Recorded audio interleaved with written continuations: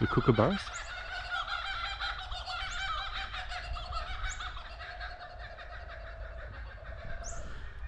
That's pretty cool.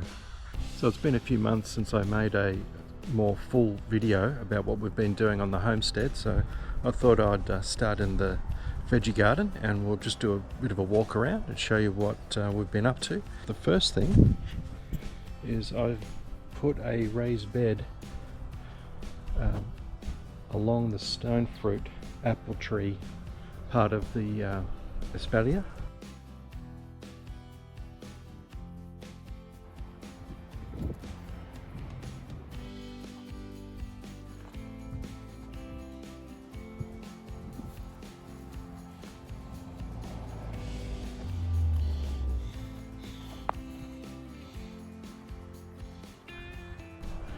That's to complete what we did with the citrus.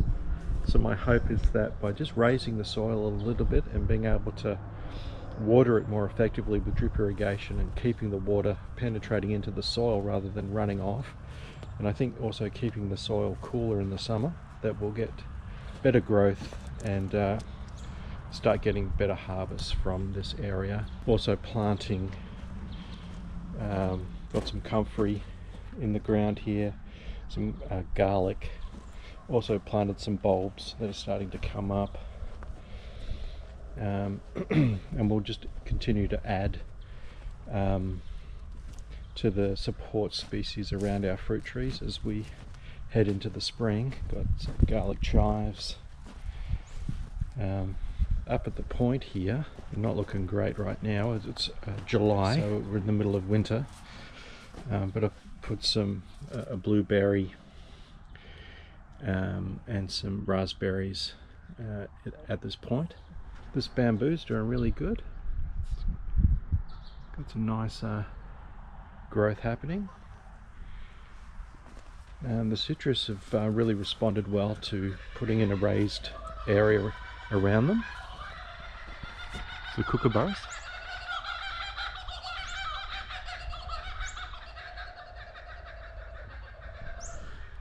That's pretty cool. We've got a whole bunch of limes this year. Mandarins. I just pick a mandarin and a it's hard to talk when I pick a mandarin and a orange each day and have that for morning tea. There's our lemon tree. We've got nettle, so probably at some point we'll make some tea. Got strawberries in that really started to get their runners going before the cold weather, so that's really awesome.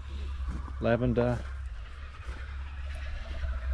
So yeah, everything's going quite well in that regard. We've got asparagus in here, and I think, what are they called? Alpine strawberries, really tiny strawberries, but we're going to put some normal strawberries in here as well. I did make a video where I showed I put drip irrigation around every bed, and what I've found is when I thought I'd arrived at being able to produce a lot of veggies, we then hit our summer, and I just totally underestimated the intensity of the summer. Put in hoops so that they can get more protection, and also some cover, so that I was going to use stuff like this, I think, to create some shade over this entire space, and I think those components will bring more success. But in the winter time, we're growing carrots, lettuce, garlic. I think we've got peas in this bed, and in a whole bunch of others, because this is drip irrigated, but these ones aren't drip irrigated yet. We haven't hooked them up, but I planted some green manures, some mustard, I can't remember the other things, but yeah, just got a green manure to try and strengthen the nutrients in our soils for this springtime. It's been good cutting some of the smaller bamboo off each year now, and being able to use them for staking. Anyway, it's time for morning tea, so I better grab my mandarin orange. I'm going to also use the wood chips that we've got to path this whole area. So I'll put down some cardboard and put a whole bunch of wood chips in this area to I think it'll also help cool the soil around the beds, and protect the soil. It's pretty important, so that will be the plan going forward. And this is about the time of year where we start to see the first bit of growth on our mulberry. It's usually one of the first to start to show life. The compost is always ongoing. They're in various stages of the process. This is basically completed, and I did add worms to this to try to get them to sort of break down the material further while it's sat here. And I used some of the soil yesterday and found a whole bunch of worms in different pockets of the compost, so that's very cool. So this is I've just had this lying around for a project that I decided not to do, so I'll try and use this for the hoops for the raised beds. I think I bought one of these tumblers, and there's 2 compartments with 70 litre capacity for each, and I wanted to just try it, I suppose, so I got one, and I've got coffee grounds and shredded paper, but it never got any heat. So yeah, it's just an experiment really to see how that works. I thought about putting some wood chips in this one and seeing what happens. Just started cleaning this area up. I don't like standing on stones, so I raked all the stones up and then placed them, I think, on the driveway and just wherever. I put this just heightened the barrier around the cactus garden, and so replaced the timber and got it so that it could be deeper, and it's looking quite nice at the moment. Got this IBC tote, and what I'm going to use that is for Azolla. I think it's Azolla. It's like a plant that grows on the top of water. There's probably a better name for it. So what I'm going to do is I'm going to have a winter and a summer tote. So I'm going to cut it about here, and this one will be for summer. Sorry, this one will be for winter, and I'll put it where these black barrels are so that it gets some sun in the afternoon, lunch and afternoon.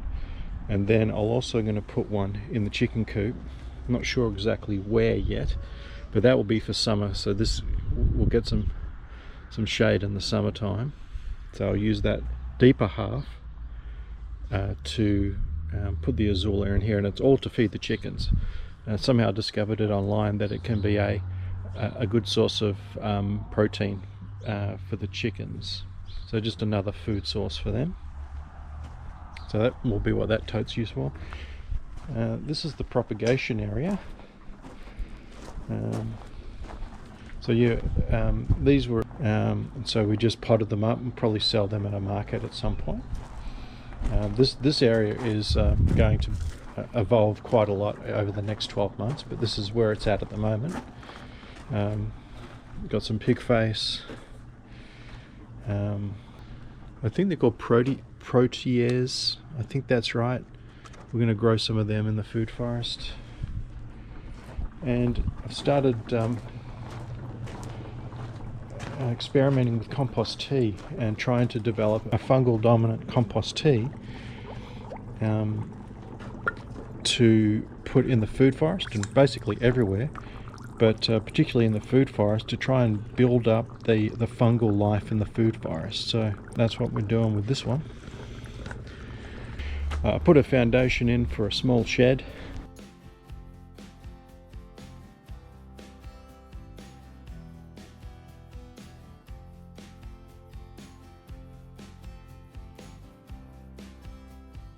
First off, I made sure the box had all the parts and that I had all the tools I needed. Once that was done, I started assembling the rear wall.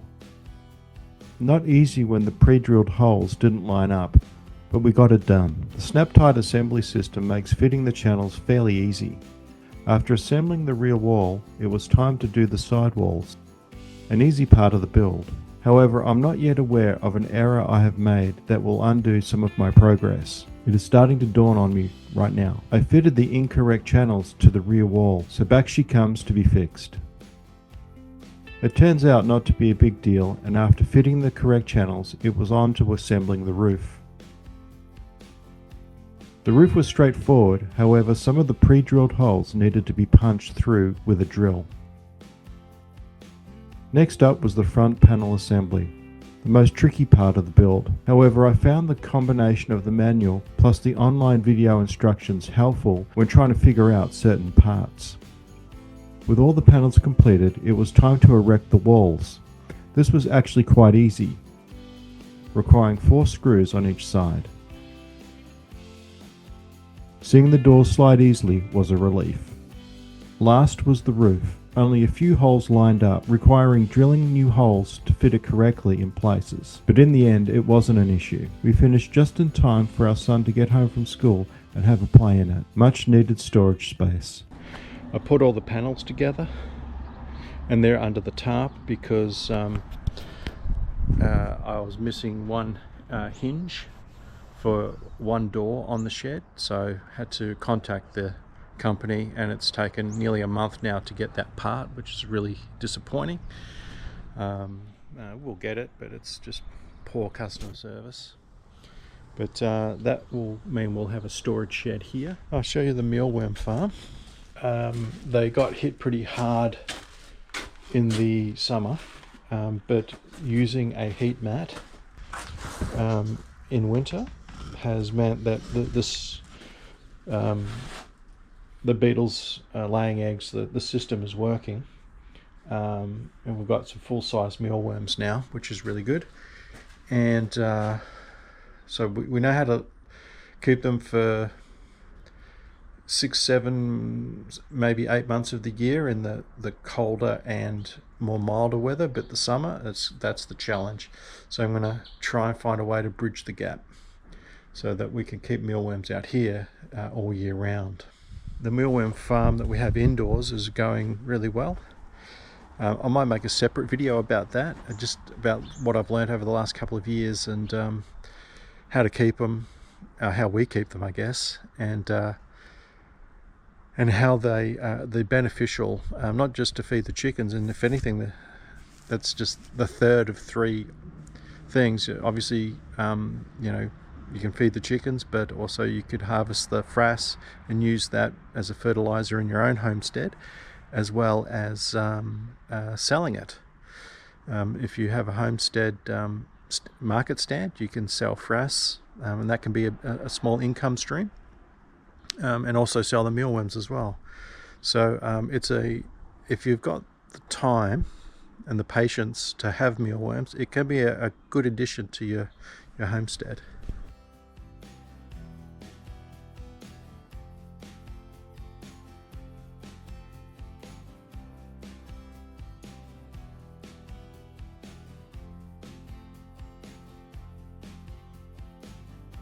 The chicken coop, the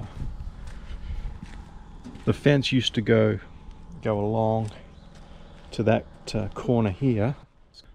It used to go to here towards the edge of that shed, giving them that space. And I've just found that I just felt bad not giving them lots of space, and then I found out that you can basically give them the whole property and they'll still appear unsatisfied. A citrus tree here, and there's a citrus tree down here, and I think I'll put some kind of vine here, passion fruit probably, just to green this area and give some fruit for us. But it just sort of just keeps things in line. So you got the shed, the chicken coop that goes over to the pergola.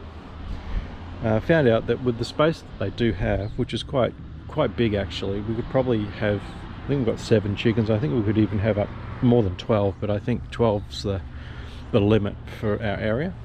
These wattle trees, while they provide some shade, really not the right thing to have here anymore. So I'm going to remove these and use them for both firewood as well as edging for paths, so it all get used. What I'm going to do is put I think we've got a loquat that we'll plant here, that hopefully get a loquat growing, obviously protect it from the chickens, and put a compost bay in here that we can add stuff to. The chickens will scratch it out and we can just keep adding to, so that they're going to help build more compost for us, as well as the azolla that we'll have in this space as well. So that's a project that we'll be doing soon. The other thing is we put this structure up, I think, when we bought we got some more chickens, I think, at some point, and we just wanted an area where they could retreat to, so they won't get hassled by the bigger chickens. But I think what I'll do is put another chicken coop here, so that we can hold another half dozen, just so that we're getting more eggs. We don't get a lot in the winter with 7 chickens, and but we'll also get a lot more manure as well from the chickens as well. So the idea is to expand our poultry. So heading into the kitchen garden, I planted this passion fruit here and some more comfrey, so that will hopefully just shade out that area there. The worms, yeah, just keeping them fed over the winter, and hoping for a whole heap of worm castings come spring. I did plant 2 citrus in this spot here. Can't remember what that was. Mandarin, I think. Yeah, mandarin there, orange there, just to fill this space here. That's an olive tree there. I put in this IBC tote, I think, in the last video that we made, growing carrots and lettuce. The reason for so many carrots is we've got mealworms and they eat carrot, and so we want to try and grow as many carrots as we can for it, rather than buy them. And they seem to be an easy thing to grow. Herb spiral, it's always a work in progress. I'm getting better, well, we're getting better at utilising the space. Yeah, huge learning curve doing all this stuff. Here's the bamboo. It goes a little yellow in the winter. Doesn't get a lot of sun here throughout the day, but I've pruned them recently, and you know, just continuing to keep them nicely mulched, and they're also drip irrigated, so they're going to start to do, I think, not start, but continue to grow much thicker bamboo and taller.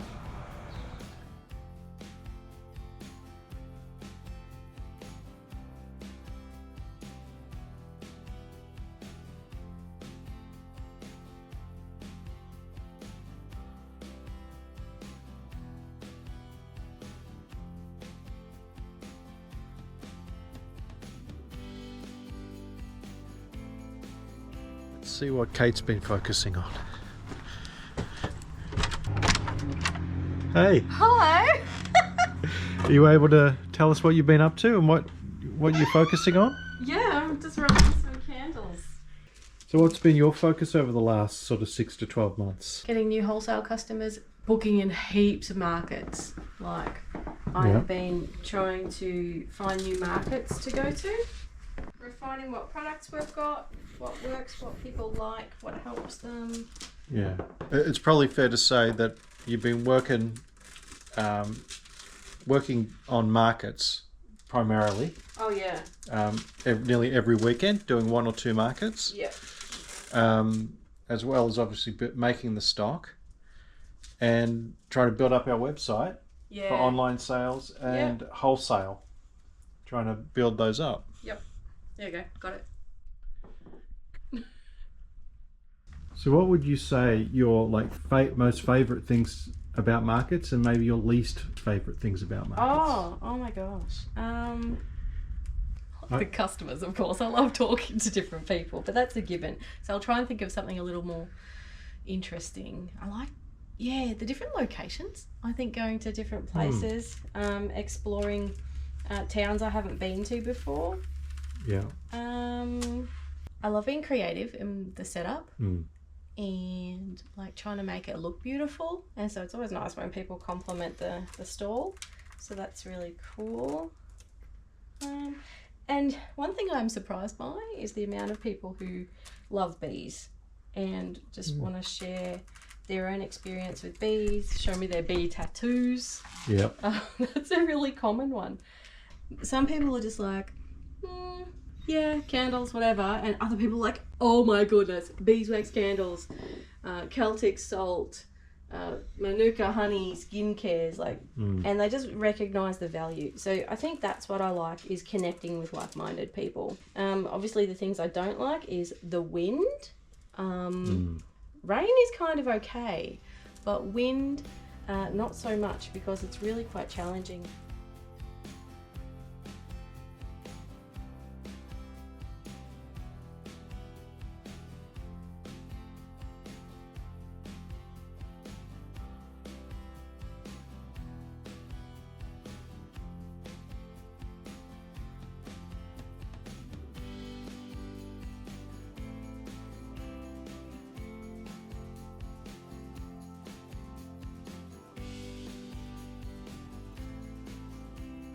Going to the front of the house, I peeled back the mulch that we had here and added some more compost, I think worm castings, frass, in anticipation for planting in the spring, and then just put a lighter mulch on top. Yeah, we've got garlic, lavender, strawberries, some thyme, different thymes are in here. This is a plum tree that we get lots of plums from. It's a pink lady apple tree. We've got a few apples this year.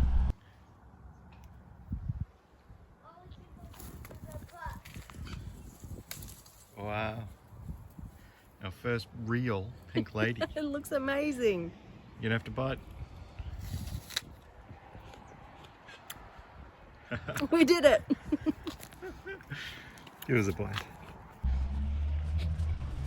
We had a tree branch fall over from this large tree about a month ago.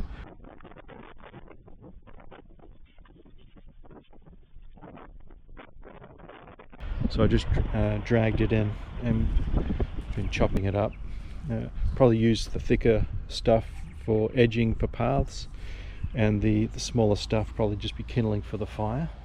Changing things up a bit in the food forest to try to build soil. So like I was saying before, I find that, like, if you look here, I think you'll find the mulch layer really thick, and eventually it's just dry and nothing's happening. So the idea is to thin out the mulch across the food forest growing areas, and find, like, I think about 10 areas where I can build the soil up and do some green manure, and then plant out some cover crops. Yeah, things like pumpkins and watermelons and And so perennials and annual cover to create a living mulch in the food forest. The idea is to bridge the gap between the cooler months and the summer months. In the winter months, this area gets very wet and we start getting mushrooms growing, and you can see like life and the soil beginning to develop. Then summer comes and everything just basically dies. So if we have the idea is if we have a living mulch across the food forest, that it will keep the soil underneath damp and continuing to grow. I put a whole fresh layer of wood chips for the paths, just also and I've been putting compost tea onto the paths to sort of act as a bridge between the growing areas and getting the fungi developing, the networks and all of that under the soil. I found that our swales, like other than just trenches to collect water and allow that water to infiltrate, I think because of our climate, the trench was sort of leading to like the growing areas getting probably exposed to more damaging weather because of the trench kind of exposing the sides of the growing areas. So the idea was to fill out the swales a little bit. So I put fresh green twigs and stuff from cuttings from the nature strip. Then I added some frass from our mealworms, fresh compost, then more of these sorts of wood chips, and then a layer of grass clippings that were, so it was like a mixture of grass clippings and soil. So the purpose of trying to build soil, again trying to link the growing areas together and protecting the soil basically. So these will still hold water, and these swales will drop with the breakdown of the material, but it'll also, I think, help protect the soil and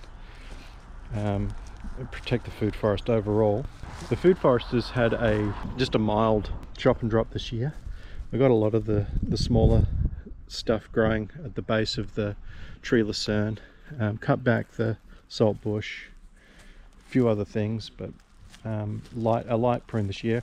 I like the idea of giving the tree lucerne time to flower for the bees and get some extra growth for the summer. So hopefully our trees will grow more dense to create that canopy for shade in the summer, and then the living mulch on the ground to also protect the soil. So long work in progress. We had a bunch of mushrooms starting to come up, which is good. And we'll eventually plant more fruit trees in here. I think we've got, how many have we got? 1, 2, 3, 4, 5, I think 6. Like there's at least 6, but we've also got more, but they're tiny. We've got this Feijoa here that it's struggled, and we've got some citrus that have also struggled as well. So it's sort of hard to count them when it doesn't look, sort of wonder if they're going to survive. But yeah, probably got about a dozen fruit trees in all. But like to expand the fruit trees, maybe cut out some things and plant more fruit trees. But the idea for some time now has been to try and build up the soil. As I've said in other videos, we started with basically nothing. The ground that the food forest sits on is exactly the same as that there, and so the long-term plan has been trying to get this soil to a point where it's rich and thriving and will grow. Our Leucaena struggles in our climate. Gets massively smashed by the frost, so they haven't I'll show you another one, but they haven't really grown all that well here. So this is why we use the tree lucerne, because it tends to thrive in the climate. But like this one here, this Lucina, we planted that maybe 5 years ago, and it's barely 6 feet tall. It's looking better though than it has in previous years, so maybe we'll get some better growth from it. There is a plan to put in a grey bed filtration system. That's a biggish project, but looking to do that in the next 6 months. So the idea is our son doesn't really use this space anymore for the sandpit part of it, so the idea is to put the grey bed system here and allow that to water the food forest and the bamboo, so that we don't have to use our tank water. We can use our tank water to grow food. That's the plan. We got a delivery of free wood chips from someone that we know who actually tree lopped a tree that was there. That was just sort of a bit of an issue with being so close to the fence, and it was also stopping growth from other things that we wanted to grow in that area. So we got rid of that, and that tree now has been used, branches have been used for paths and so on. But anyway, he came over and said he had a wood chips and would we want them, and sort of highlight, oh, there's quite a bit, and I thought, oh, how much could it be? And it was probably twice as much as I thought we were going to get, but you know, a good quality problem to have. So I've started using it in the food forest, and initially the wood chips came all the way to here, and so I just started removing the wood chips here, so that when we get the rain, we're going to get hopefully a lot of rain this weekend. The rain comes through here and out, so just cleared this space. But yeah, did a small pruning of some of our shrubs and trees in the food forest, but in the nature strip. We basically had drought conditions over the last 12 months, but the Boobiella has done really well. Like these were just tiny little cuttings when we started, and it's starting to take over the ground, which is great. The idea was for it to grow around all of the trees, eventually, meaning we probably won't have to mow the area and just maintain it, which will be kind of sad because we like the grass clippings for compost. But I think by then we'll have a lot more green coming from our veggie garden and around the place, that we can continue to build up compost piles. And here is my first wood chip compost. So with this one I used a layer of wood chips, and then I put things like horse manure, coffee grounds and chicken manure in between the layers of wood chips. It's a long term, maybe a 6 month plus project there, but just trying to give it a shot and learn from it. So the idea has really been trying to, it's so true about, you know, biomass accumulating it. We collect a lot of it from outside, hence the wood chips and grass clippings that we get from a few gardeners in town that they plonk over here. But yeah, just like growing the shade, planting the water, doing everything we can to try to make this place as rich as possible.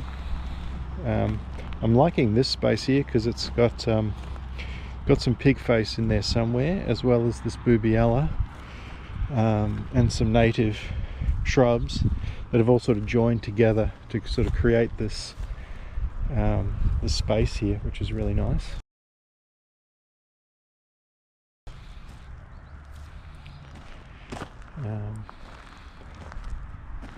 Yeah, there's one of our pig faces.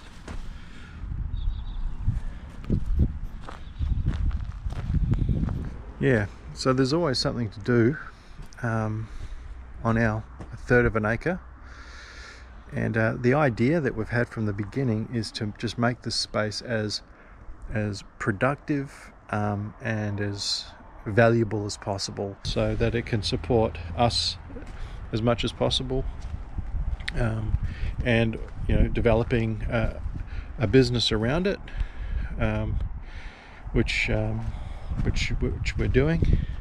So it's been a long 9 years, just trial and error and trying to lay the foundations for our homestead by doing a lot of work on Zone 0, the house. Put insulation under around the whole house, the roof, under the floorboards, and in the walls when we reclattered the house. Obviously, establishing the food forest, putting in raised beds, building up our chicken coop, putting in tanks, while we're both basically working full time. So it's been a lot of time trying to lay a foundation. It's like we've been trying to put all the pieces of the jigsaw together, and now it's starting to take shape. And so while we haven't had a lot of luck with growing vegetables, and I think over the next 12 months to 2 years we'll see that rapidly changing as we're able to focus more on the micro side of it, seedlings and focusing on growing things rather than trying to establish everything.